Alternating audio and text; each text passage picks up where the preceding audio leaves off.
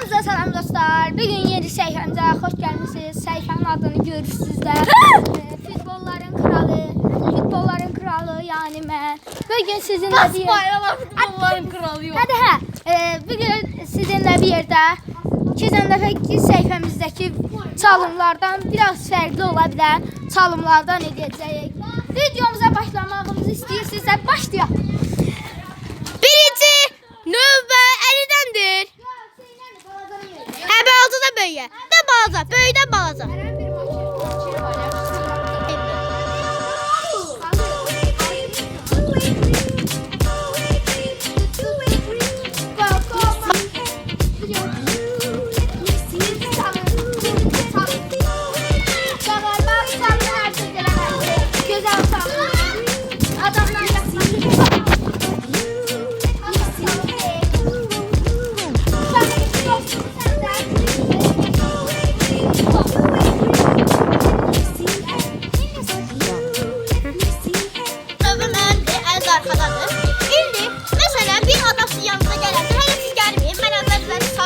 Çalım hareketini gösterim.